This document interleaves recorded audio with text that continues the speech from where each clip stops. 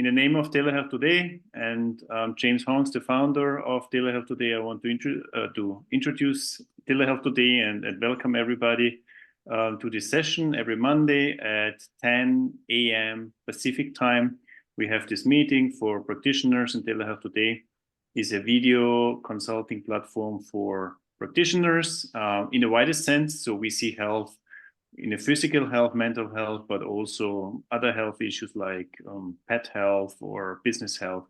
Is everything included? So if you want to find out what TeleHealth Today can do for you as a practitioner, but also for patients and clients, you can check the website, telehealthtoday.net. And yeah, today we have an expert from Switzerland, and he did a lot of studies during his master's thesis, which he finished, I think, last year or some month ago. And yeah, based on his studies and based also on his practical experience, so he was not only studying, he was studying practical. Yassin Bader, you will give us practical insights into what you found out from your studies, but also from your practical experience about the power of video marketing. And yeah, thank you for coming, and the stage is yours. We don't hear you. I think you're muted. Yes, I did. I muted the mic. Sorry about that. So thank you all for this opportunity to present harnessing the power of video marketing in the healthcare industry and with medical practitioners overall. It is one of the pivotal points when you think about it that nowadays you can make most of the diagnosis for a client through a video or through a call. And one of the reasons that it is very essential to understand how videos are made or what to look out for within videos is in order to be able to perceive or to in order to be able to even understand what you're examining after all, or even to understand how to create proper video to present to somebody who is actually interested in learning something from you directly.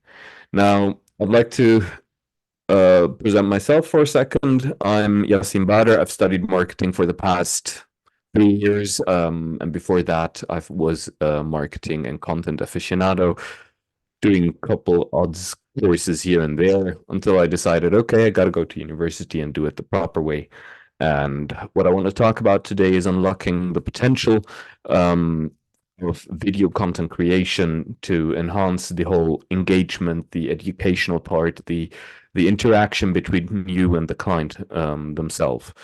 Reason for that is people have smaller attention spans more and more, and it's becoming very, very clear that if you give them a written note or something that has lots of text in it, we're not used to newsletters anymore, or we are, but they are mostly in digital form, and we have some tools to really summarize them if we want to, like ChatGPT and AI and all those wonderful additions that have come out today. And when we do talk about video, what we're going to cover today is the critical role of video in modern healthcare, what it means to craft a robust content strategy for your practice, and mastering the technical essentials of video production. Over all those 3 points, I'm going to go deeper on the first 2. The third one, I'm just going to touch on it, probably because otherwise it's just going to get too long. Now, the importance of video marketing in the healthcare field, I would say from 1 to 10. If I describe the healthcare field in the 90s to today, since I was born in the 90s, I can really reflect on that. I'd say that nowadays you do need to be able to reach out to your client in a more authentic way, and you need to be able to get your client to understand. You need to convince your client overall nowadays to come to you, because we do have a lot of offers out there, and if your offer is not the best on the market, you don't really stand out. But if you do have video content out there about the professional, your actual professional section. So if you're an I don't know, if you're a surgeon and you're creating content around surgery and around what you've learned around surgery, and the importance of surgery, or even if you create about your daily habits and what it makes to be a surgeon, or you could even create content about what your experiences were with your clients, of course, without mentioning your clients or saying their names, because that falls under client privilege. But it's just it's just all about humanizing the process between you and the client themselves. Um, and that's why nowadays it's becoming really important to create content with video. You want to humanize, simplify, and amplify when you create video. So those are the results that you get when you create proper video within the healthcare industry, or within any industry overall. The reason being, when you create video, people see you directly. They understand what you talk about because you're able to describe it within a video, and it's not written and interpreted like in the school days. Hello, Dimitri. Thank you for coming in. And yeah, it does amplify as well. So when you do create video for your clients, so if you do describe a situation, or you do describe a specific practice, or you do describe a way that you do, how you could reach your clients directly, or how you could I don't know, how they could get to you, if they to how they could get to your practice. This amplifies the message when it comes through video. Reason being, it's more relatable, it's humanized, you're in the video, and once they come into the practice, they'll know directly who they have to talk to. When when we talk about real world examples in regards to people who have made it with video, one of my favorite content creators is Ali Abdallah. I did forget making a slide for him, but I'm gonna mention him because he's one of the he started creating video as a student, and after many years of creating video content, he was able to move away from his medical practice. And in the beginning, he was just reciting things he learned at his university.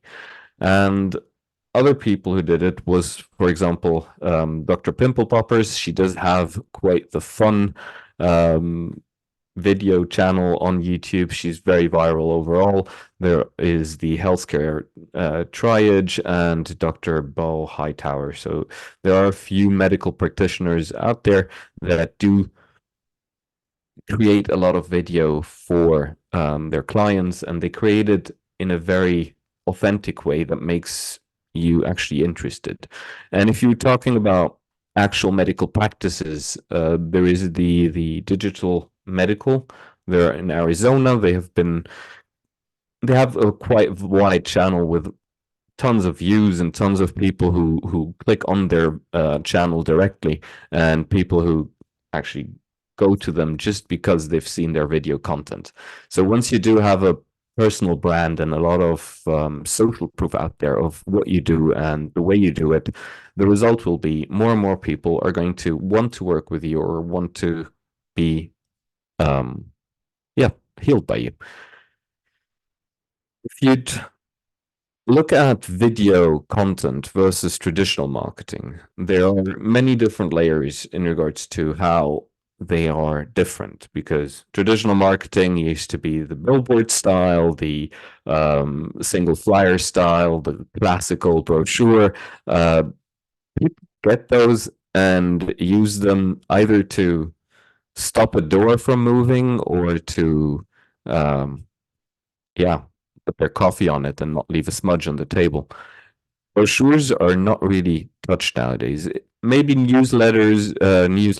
I mean, yeah, newspapers. Um, those do work in a sense, if you do have the budget for them.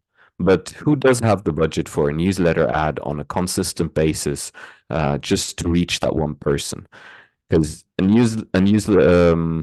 newspaper will be picked up by one person up to 2.5 persons in regards to the if you look at the numbers. But a piece of video that is out there, that is consistently out there, can be viewed by many other people, many more people than just two people. You might have put a little more effort into creating the video, or you might just record the video and send it over to an editor, have it edited, depending on what your budget looks like. You'll have a lot of opportunity to actually reach more of your audience. Now, in order to build a content strategy with video content, it's not really hard nowadays with all the AI assistants that you get. So when you do want to build a content strategy, if I go about it, I start by actually asking AI what would be interesting for my target audience. Who is my target audience? So you got to somehow know, you probably know who your target audience actually is. If you're a medical practitioner, you have your consistent, don't know, 5 to 10 year olds or grandmas or middle-aged people. You have actually people from all levels of the tree. But yeah, if you're a pediatrician, you have more children. If you're specialized on old people, you have more old people. But that is one of the ways that can help you know who you are actually talking to. Another point on when you're creating the content strategy, your video content strategy, you want to have really clear goals, so clear calls to action for the people watching the video or looking at the video. The benefit of having clear goals is that you are able to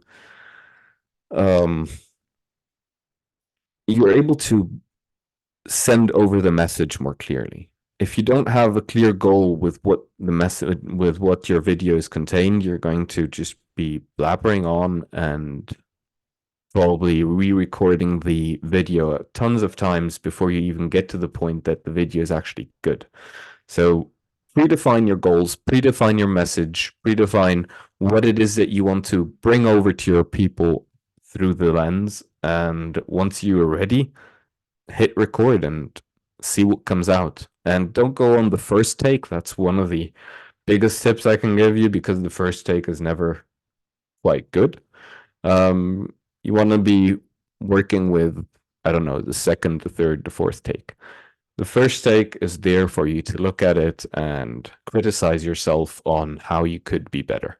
And when you look at it with a critical eye. Don't be too shy to criticize yourself. Now, when we are talking about understanding your niche, or your audience,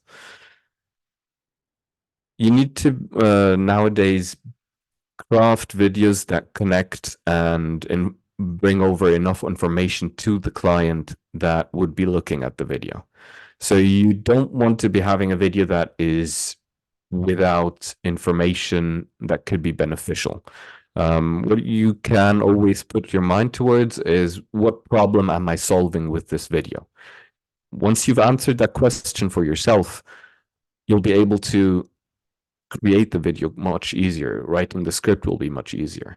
Even if you put a script through AI, you might get a very generic script that sounds completely boring, and it will take your human interaction to make the script good.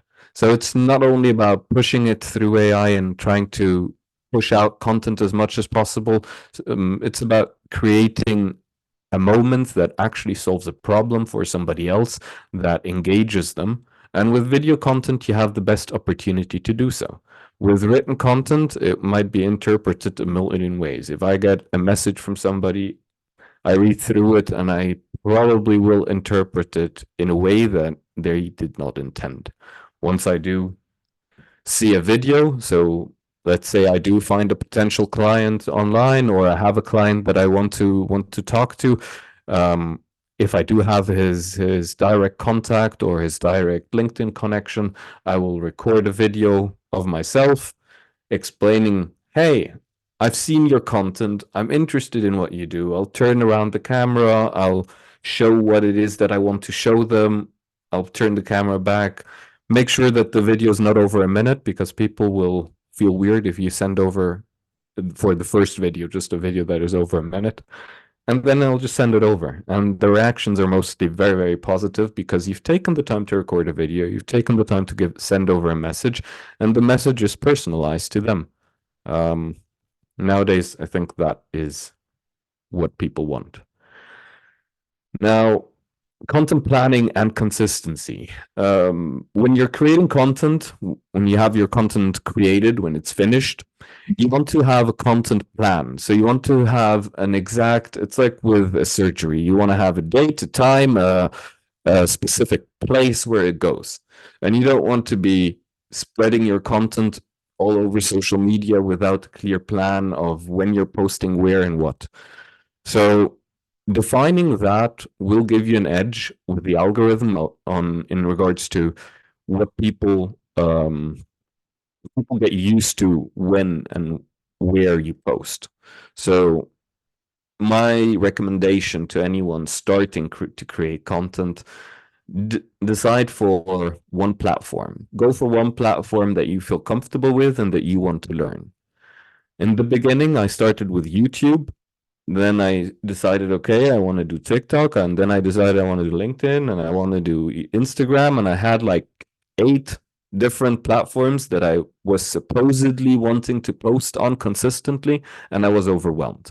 No chance in hell that I posted anything at the end of the day. And I tried that for a month during my bachelor thesis, because it was about creating content and posting.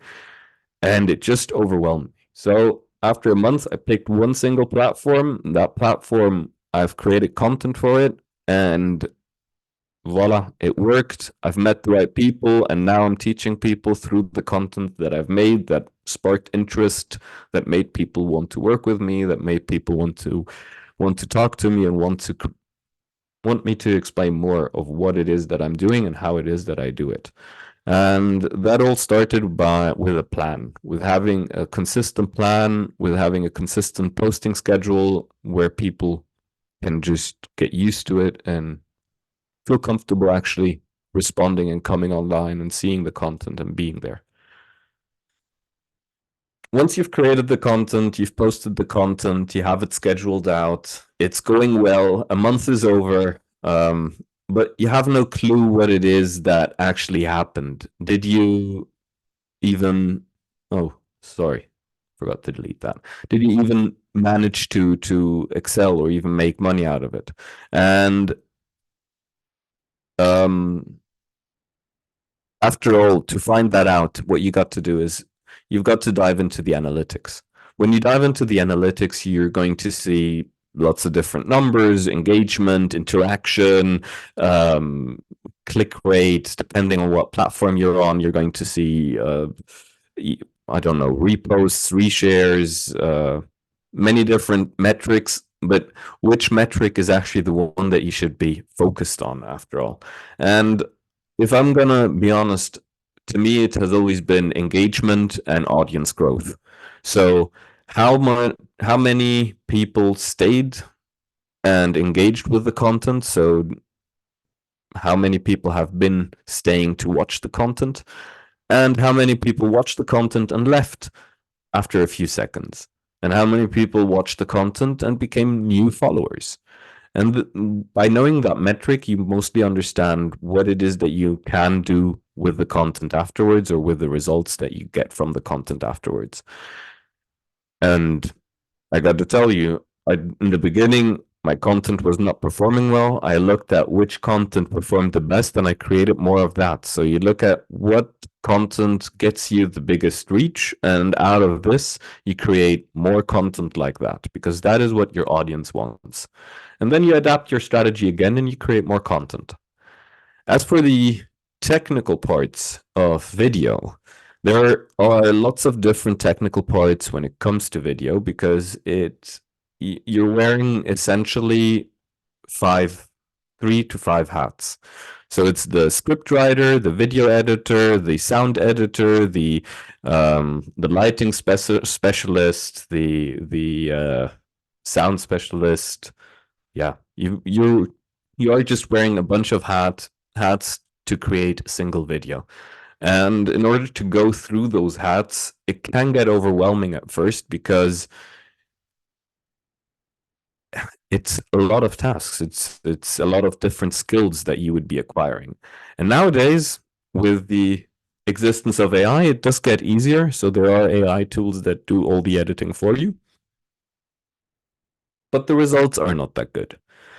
Then you have the opportunities of going on Fiverr or going on a different platform where you could look for an editor.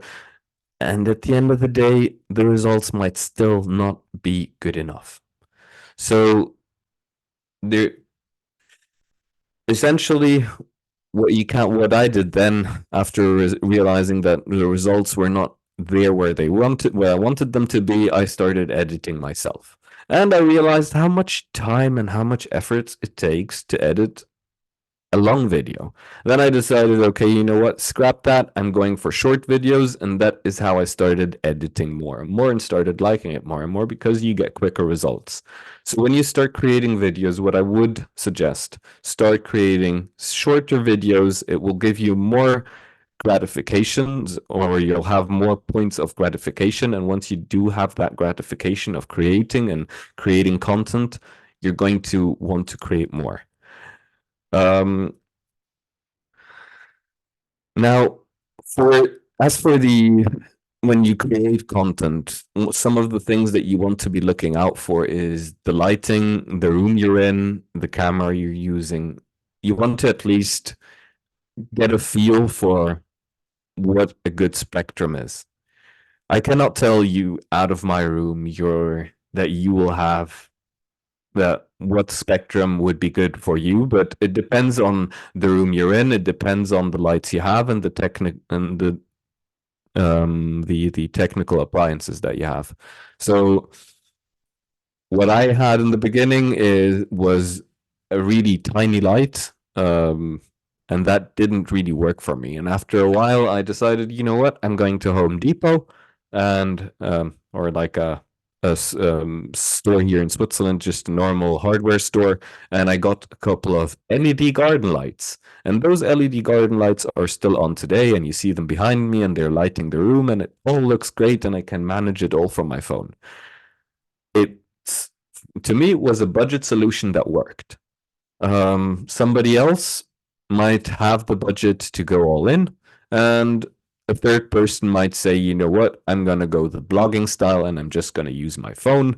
And wherever I am, I'm just going to film myself with the phone right away.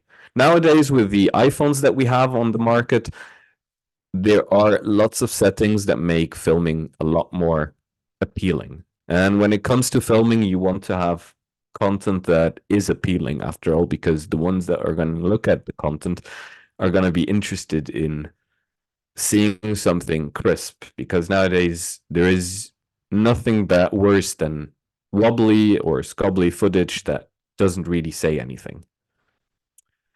So in conclusion, creating content can be easy.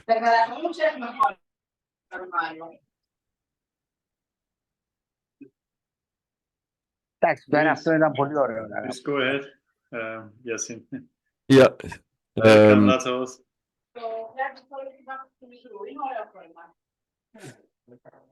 Warner, can't you mute everybody, Please Warner? mute. Yeah, please mute. I think as the host, you can do it, Warner. You should be able to mute Yes. everybody. Yes.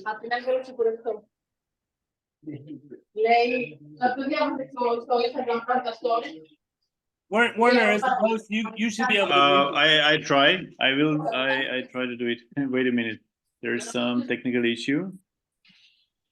We are running into technical issues. Now it's fine. Okay. Phenomenal. Only Yassin can speak. I mean, the others can speak, but we don't hear. Phenomenal. So, as for the conclusion, creating video is fun and it can be fun. In the beginning, it's hard. It will be overwhelming, but it's worth it. And the results that you get afterwards and the engagement that you receive from your clients, your patients, your peers, you're going to receive a lot more positive engagement because you're going with the times, you're going with what is necessary nowadays. And nowadays, I can tell you, video is becoming more and more essential. So jump on the craft now, learn it today, and you're not going to be disappointed with the results you have. If you don't do it today, you're going to be left behind tomorrow. Thank you. And if you want to connect with me on LinkedIn, feel free to. Now, I'd love to open up the circle and the round for questions. If there are any, do feel free to pick on me. Yeah, thank you, Yassin, for this presentation and also for encouraging us to make more videos. I also realized that making videos is very important. My most successful posts on LinkedIn in the last year were videos. It's really interesting that videos also on LinkedIn work very well. And yeah, it's not easy at the beginning because you always think it need to be perfect, but that's not true, right? It need to be authentic. You need to start, and then step by step you can learn. And it's really depending on the platform, of course. And based on your studies or on your insights, which platform?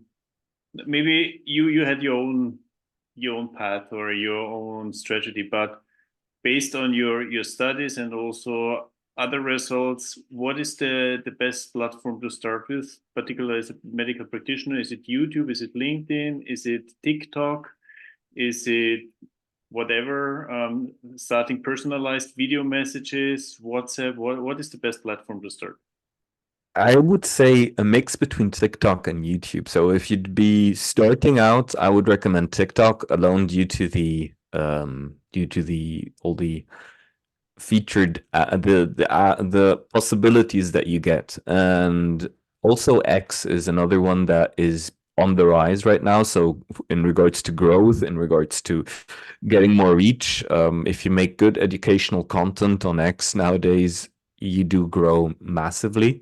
It also always depends on what your goal is. If you're a medical practitioner looking to just become known for what you do and for your craft, I'd say YouTube, X, TikTok. But pick one that you feel comfortable with and you feel comfortable on. I would believe a lot of people do feel comfortable with a platform where they can utilize written content. So something Facebook-like, or X-like, or LinkedIn-like. But it always depends what it is that you want to achieve and where you feel most comfortable. That would be my answer. Okay, so that means you need to know a little bit about the platform first. You need to be there as a consumer, as a participant, and then start as a content creator. I mean, content creator is a big word, but if you start to make a video a month or a video a week, You're a creator. You're already a creator, right? Yeah. And I mean, if you make scientific presentations or if you make presentations in a patient audience, or if you make your presentation in a hospital setting, you're also a creator. You just have not that big audience, right? Yeah. On social media, you have a bigger audience, but I mean, the most medical practitioners and the most scientists are used to making content. We are just not used to do it online and in social media. But I think the step is not so far. And yeah, I believe also not. It's just the only thing missing is putting up the camera and clicking that record button, and instead of, I don't know, speaking to the dictaphone where you speak your analysis into, you just speak it to the camera and then you send that video over. Or if you have a great idea, you can. I think it's more like you're recording your loud thoughts, and out of that, you at some point you're going to start adding some images or some graphics or something that makes it more interactive and more interesting for your audience overall. So it's just about learning what it is that you want to reach with your content and deciding on what platform and picking the right content creators or the right partners that you want to partner up with for the creation. Yeah. So if anyone also needs help with content, you can always reach out to me. I'm here to help. Feel free. Yeah, we have still time. So we have time for questions. Please ask all your questions to Yassin. He made a lot of content. He can help you with a lot of different topics about content creation, video creation. So please ask your questions. Mr. Yassin, I saw one of your slides, your website. Is it ybader.ch? Yes, it is. The homepage, I'm reworking the page at the moment, so it's a couple of things are still on the old setting, but I'm getting there. Yeah, I'm maybe still you in- can send the link, which is the easiest and the best to reach out, and where we can see the most of your content and what you're currently doing. I would say we that can easily reach you with email or whatever is your preferred contact. If I would have to choose, I'd say that is LinkedIn at the moment. Email, I'm mostly, yeah, I'll leave my email and my number in the my email and my LinkedIn linked in the chat, and then everybody can click on it and reach out to Yassin directly also. But if there are some questions which might be interesting for everybody, Dimitri, you already have a lot of experience also with video creation, right? And want now to start to stream it. So maybe you have questions. Well, I do have some experience, not extensive. I've only been doing this for the past like 1, maybe 2 months. So the most difficult thing with creating the video, I think I mentioned this before, is not making the video itself, but devising a script. And I think, your idea about using ChatGPT. Yes. Yeah, that's helpful as a starting point, which I've already started using like last week. But a question. I want to make sure I understand you. Some of the videos can be straight from what was taught in university. Is that correct? Did I understand you correctly? That is the goal, actually. So I've been writing a guide for the past week, and I've been simply copying and pasting what I write in the guide and using it as content. And I'm going to make videos as well about it. And pretty much what's in there is just the basics.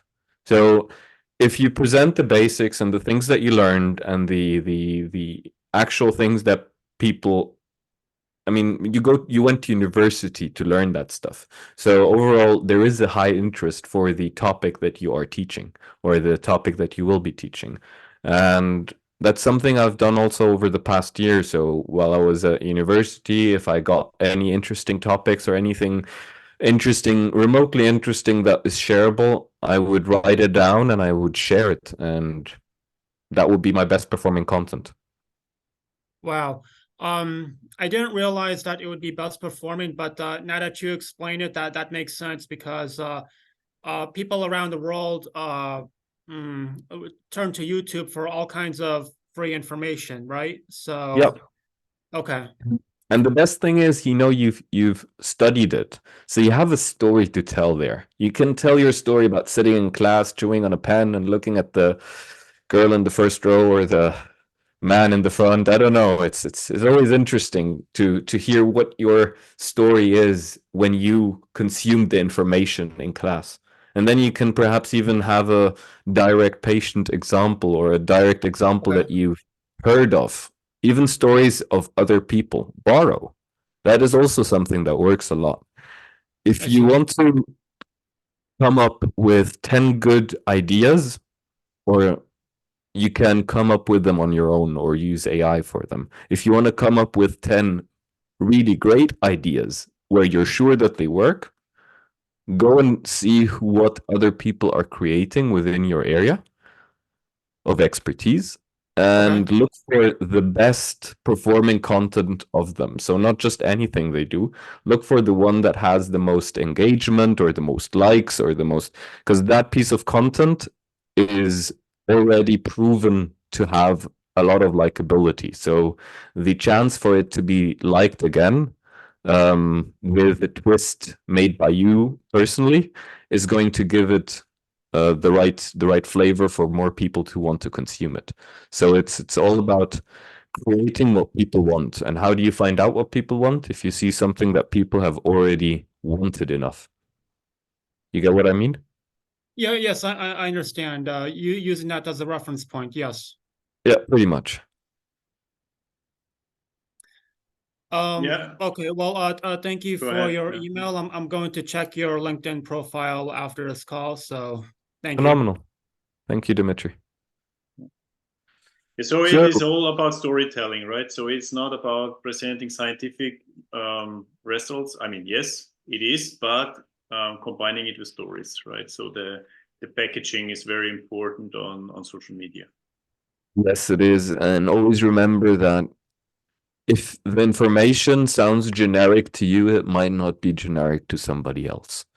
So even if the information sounds too simple to you to be interesting, somebody else might find it interesting. And I've tested that. I've posted for a week just stuff that I found somewhat okay.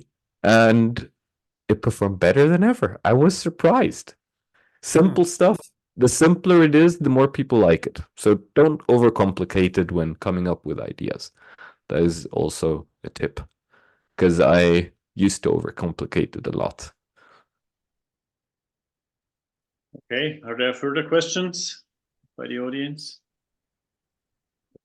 I also can see in the chat, you can also send your questions into the chat. In the meantime, maybe I have a question, because for me, the most complicated or time consuming is the editing, right? So you said the first take is not the take you take, and then I started to make, I don't know, 5, 10, 15 takes and started to edit it from all the 15 takes, choose the best take and then combine it, and it was impossible, right? So what I do now is sometimes, of course, I do not use the first take. I use maybe the second or the third take, but I take or I use the take at a whole, right? So I use the best take, but I do not combine takes. How do you do it? What is your suggestion in that direction? Because it is so difficult to combine different takes and edit it and use all the editing software. So what can you say about editing? About editing, well, it's hard. It takes time to, well, but once you understand the platform, what I can recommend is learn all the shortcuts of your tool. So I use DaVinci Resolve. It's a very extensive editing tool, so you got to do a lot of things manually. But if I want to just record something quick and have it edited quick, I use an app called Captions, because it has a couple of automated AI editors inside of it, so I can just record it. It creates the captions inside of the video automatically. It creates eye contact automatically. It does a couple of fun features that make it worth using. But in regards to how I edit, in regards to the takes themselves, I mostly now I record with a teleprompter. So I prepare my whole script and I have the teleprompter right in front of me. And the teleprompter would be right there, and I would be speaking into the camera. And the camera my phone would be laid on top of it, and I would be able to see myself, the screen moving in the reflection. And that way, while the camera is behind, so the camera would be directly behind it, and that way I'm looking straight at the camera while I'm recording, and the text is flowing in front of me, and I can simply read off the teleprompter. This made it a lot easier. Once I started using that, it became more natural, and I stopped making mistakes and going off topic during a video because I memorized stuff and I'm trying to wing it. I've just realized I'm not so good at winging it. A lot of people say they have the recording on their phone or the script on their phone, and they read the first two lines and they put the phone down, and then they speak to the camera naturally, and then they read the next two lines and then they speak to the camera naturally. That is a way you can do it. I find this easier. Let's put it that way. So I look at the camera and I see the text, and I'm directly able to read off the teleprompter what's written on there, and it's been helpful to make things easy. Question, if I may. Yes, please. Yes. I see that you're still sharing that PowerPoint screen. I don't know if you were trying to demonstrate in your setup. So the teleprompter, is this an app that can be put on the phone? Yes, it is. Okay. So it's an app that is on the computer and the phone. And I edit my script on the computer, and it's directly at the same time edited on the phone. And what's the name of this app? Teleprompter. Let me check. Teleprompter. Simply teleprompter. And it's like a blue widget sort of thing. Okay, I see it. Yeah. Yeah. And maybe you can also share the other one, the Caption app. The Captions, that is called Captions. It's called Captions, the way it's spelled. And the app itself is sort of a black blob. So let me show that. It's right there. The pink app. No, the black one. I see. Yeah. Yeah. It is paid, but I think it's like a very okay, cheap subscription. So otherwise I wouldn't have bought it. I know myself. So I probably just bought the yearly subscription, and it must have been under $20. Otherwise I would have had to ask my wife. So it's, yeah. Okay. So many people believe Captions is something for big content creators, and you don't need it. But I think today you need Captions. Is that right? Without Captions, no video, and also the algorithm is getting it whether you have Captions or not, right? For one, the algorithm will understand what the video is about much faster and push it way quicker into the whole system. So your video gets prioritized more, and it is beneficial. Even if you have auto captions, I still add the captions because it helps the algorithm understand that it's a video with captions, and people can turn off the captions if they don't want them in the video. So I always add them. Also, I mean, how often do you look at your phone at one of them horizontal videos and you have the sound off because you're sitting in the train or you're standing somewhere in front of people and you don't want them to see that you're watching it? So if there are captions, people are more likely to stay. And when you do create content with captions, don't have the captions at the bottom of the screen. If you have the captions at the bottom of the screen, firstly, most apps will have them covered by either the sidebar or the bottom bar. And secondly, you need to have the captions the best place is to have them between the mouth and the chest.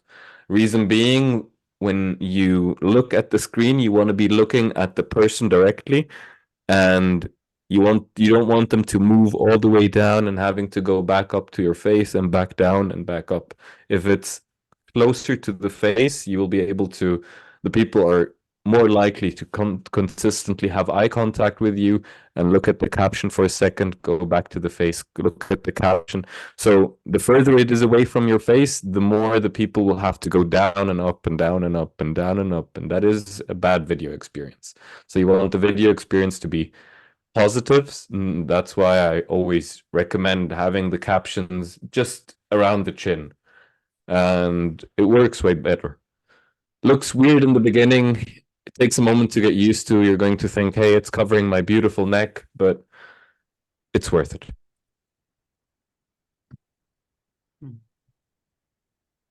I agree. So that's what I'm gonna go back and do, like add the caption.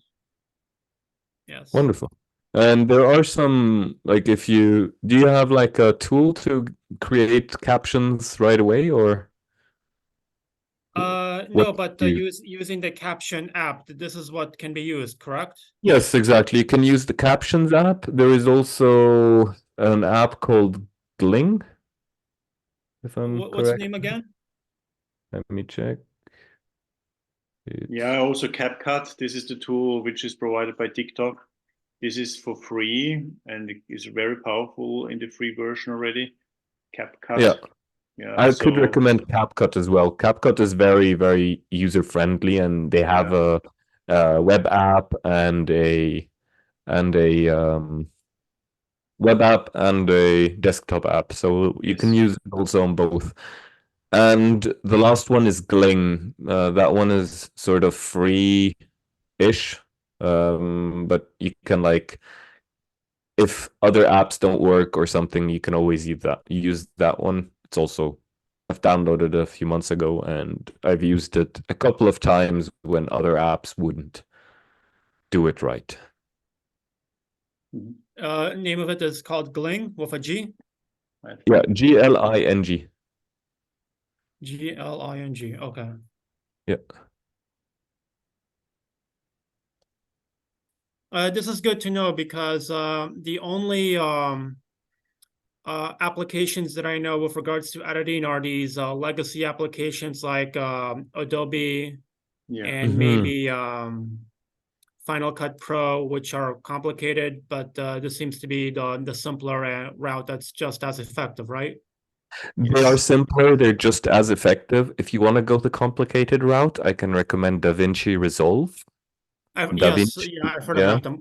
Made by Blackmagic Design. Yeah, I love it. Okay. Because it has so many different options to get the color right. You can play with the front and the background, but you can do that with CapCut as well nowadays. So CapCut is I'm liking it more and more because it has more and more options that are in the big apps, but they simplify them. So they simplify the hard stuff.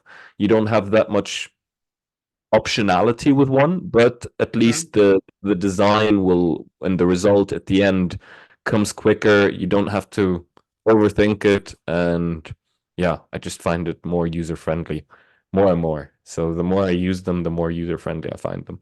For phone videos, I've been using Captions because it's just so convenient, and I like they have a different style with the captions than CapCut. And lots of people use CapCut. That's why you see a lot of the same caption style. But not a lot of people have been using Captions so far. So the captions are a bit more newish, sort of looking. Okay, understood. Thank you. Are there further questions from other people in the audience? Maybe we can also, or yes, Dimitri, you can go ahead if you have further questions, of course. Oh, well, not any more questions for now. But after did the hard part, which is like working on the script and like everything that you Mr. Yassin, everything that you've said in your presentation, I have to like work on that and integrate it. If you want, I can also send you a couple of ChatGPT prompts for the script that help you create a script faster, easier. Right. Thank you. I got your LinkedIn link. I just sent you a request via LinkedIn. Thank you. And Awesome. I'm also going to send you an email. Wonderful. Yes. Send you an email after this call, so that way we can interact and collaborate. Awesome. And if anyone else feels like collaborating or needs help, I'm really here to help. And yeah, make use of my mistakes. I've done so many mistakes with over editing and taking too much time on an edit, or trying to edit a podcast that is 5 hours long, and realizing at the end of the day, if the video is 5 hours long, you don't want to edit it. It's too long. Right. But so yeah, you have to like divide it up. If I may ask, how long have you been doing this? The editing, the videos?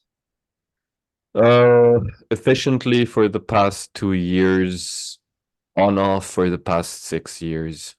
Wow. But it's more like I've been editing more stuff for other people than for myself.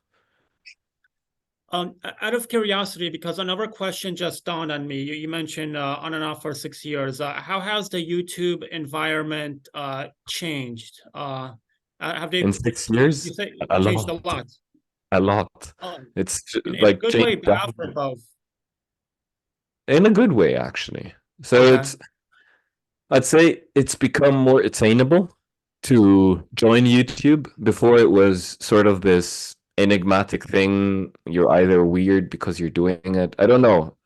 6 years ago, people smiled when you said you want to do YouTube. Now they say, "Oh, respect." So it's I don't know. The result is different. Okay. The feedback is different. People don't criticize it with that condescending tone anymore. So it's become a lot more serious. It's become a lot more mainstream. It's become a lot more accepted. There is a lot more competition than before. But I love competition. It's a good thing. When there is competition, that means that the topic is alive. It's good. Right. And the product, the end product is always getting better for competition, right? Exactly. The end product keeps getting better, and there is room to learn from. So you're there, you're making mistakes, and you look around and you can learn from other people that are around you. So if is no one out there, your content is going to be seen by everyone, but it might not be good. But if there are a lot of people out there, it might not be seen by everyone, but it will keep getting better, and it will keep getting seen by more and more people over time. So don't get discouraged. In the beginning, it takes time, and you might be the only one doing something, but you gain more and more momentum, and you just keep growing, and yeah, it's a fun thing to do. Oh, thank you. Welcome. Yeah, Anytime. I also believe you have to start with short videos, maybe even with shorts, and then step by step grow it. Yeah, that's the way to go. Start small and then step by step. Also the content plan. Maybe you can say 1 or 2 words on the content plan. You mentioned it in the presentation.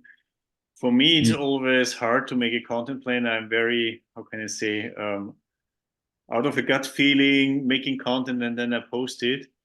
Maybe you can explain a little bit on strategy of content plan and also a reason for a content plan. Because if you have only one channel, I mean, and you want to post every second day, you do whatever you want, right? But why do you need a content plan? What is the stress idea reduction? and the okay. Stress reduction. I love a content plan because you can, once a content plan is done, you know that you don't have to think about creating anything for the next couple of days, or you will be creating other stuff, but the things that should go out are ready. It was the moment I started using a content plan, I started becoming consistent. I started getting the opportunity of posting at the same time. Before that, I would not be able to post at the same time of the day. No chance. because I would get the idea and I might be finished at 2 or I might be finished at 9 p.m. Who knows? I tend to over perfectionize, or I don't know, move the circle a bit more to the left to get it more centered. It's stupid stuff I spend time on sometimes when creating content, but the time passes too quickly, and it just helps to get consistent. It helps reduce the amount of stress, and it also gives you room to think about the content you've produced. So let's say you produce a piece of content and you have to post it right away.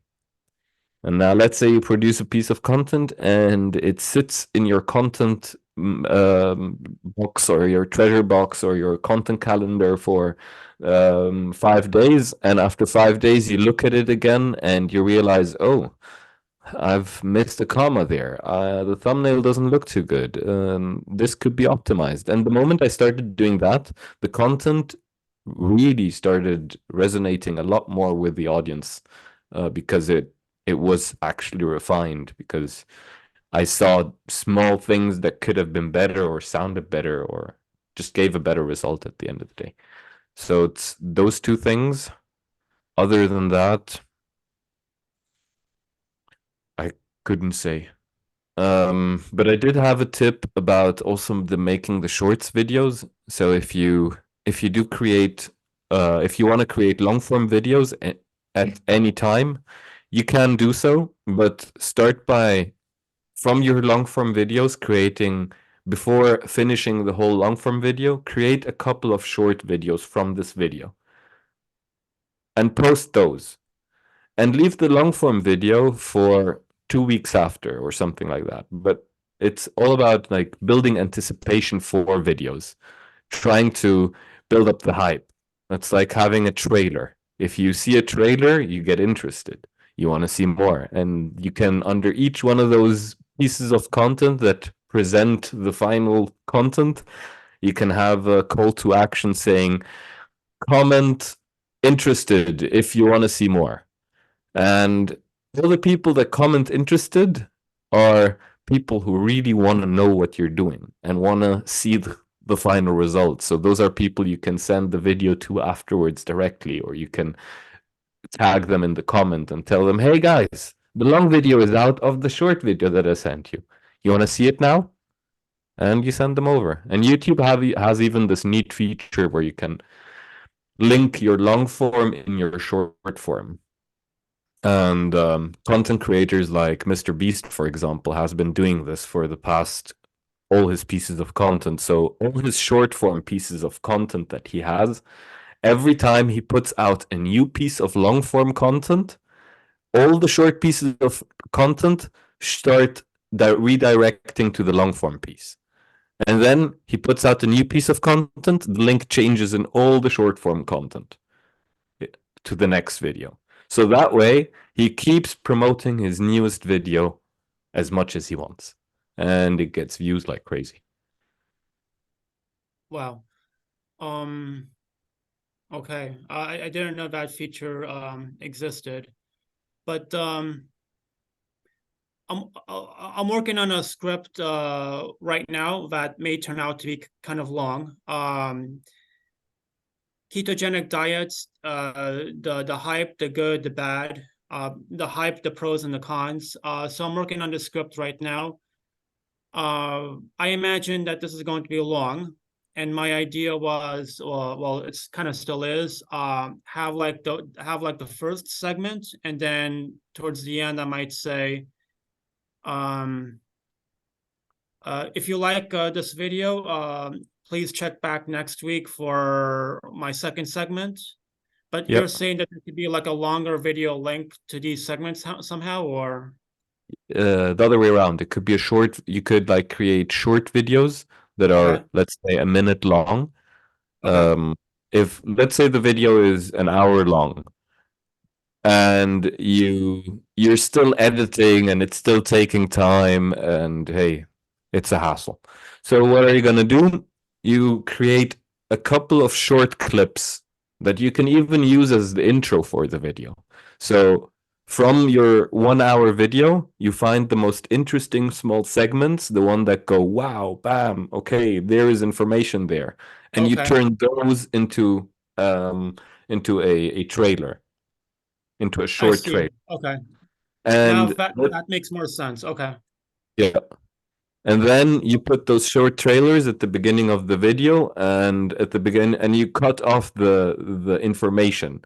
So it's like if I'm saying a sentence, we have learned how to create video that is actually transcending, and you learn a lot. Now, what you're going to put in the trailer is, we have learned how to create video that, and cut. And then the next part, and then the next part. And out of that, you have like a trailer that piques interest because it's not complete information, it's cut information. And that makes our brain want to know more automatically. I see. Wow. Okay, that's good to know. I'm taking notes here. Awesome. Okay. Yeah. Yeah, and this presentation we will put also to the YouTube channel of TeleHealth Today. Probably we'll make the full form, but maybe we'll also make some shorts, the best parts of this presentation. So we'll see. But yes, we will upload this whole presentation to YouTube. Also the presentation from last week with Maria Salcedo, and the plan is all the presentations from the Monday meeting will come to YouTube. But please come still into the presentations, because there you can ask questions and you will get more out of it if you're live in the session. But if you cannot manage to come, we will have it on YouTube. Yes. And one more tip about Captions, which is really fun, or actually a fun fact. Captions has the option to cut out the silent moments. I don't know if CapCut does that as well. Cut out the I don't silent know. moment in Yeah, what please way? explain. Yeah. Yeah. So if I'm speaking and I make a pause like this, and then I continue speaking, it cuts out those pauses in between. So you because have, you have the caption there, so you have, even if there's a pause in the auditive part, in the visual part, no, it automatically edits it. Automatically. Okay. So you have like an AI The edit. caption app. Yes, exactly. Yeah. Okay. So I have like an AI button that directly selects all the spaces that you didn't speak in, and you can just cut them out without having to look for them and go through them and all that stuff. Yeah. Yeah, I think there's a lot to still talk about. Also, the AI tools which can Definitely. find the best minutes or the best shorts out of a long type video and so on. I think there is some advanced stuff. So we have We to can save that for the next one. Yes, definitely. Yeah, this is my point. So of course we have also other speakers in the plan, in the content plan of the Monday meeting. We have also other speakers and other topics, but a little bit later maybe we can 6 come months, back 3 months, something around invite that. you again for the advanced session of video content, and then we can already share our experiences, our own experiences. And Yes. then we can learn the next step of using AI tools and all that other stuff what content creators use. That will do that next time. Thank Or you not very next much. time, but when I'm here again. Yeah. Thank you very much, Yassin. Pleasure. For this presentation. We will connect with you for our personal requests and questions. We will also put you to the telehealth page as a practitioner for video. How can I say it? If you need Video content creation. healthy video content, then we can reach out to you. And Sure. yeah, thank you very That'd much be also phenomenal. for your discussion, Dimitri. Thank you. Thank you. Many thanks. I thought this was like very informative. Wow. And also I sent you email, so that way you also have my email as well, and my mobile Awesome. number if you really want to reach out to me on WhatsApp or Telegram. Awesome. Wonderful. Yes. And I'm looking forward to it, Dimitri. Will be fun. Okay. Great. Great. James, do you want to add something?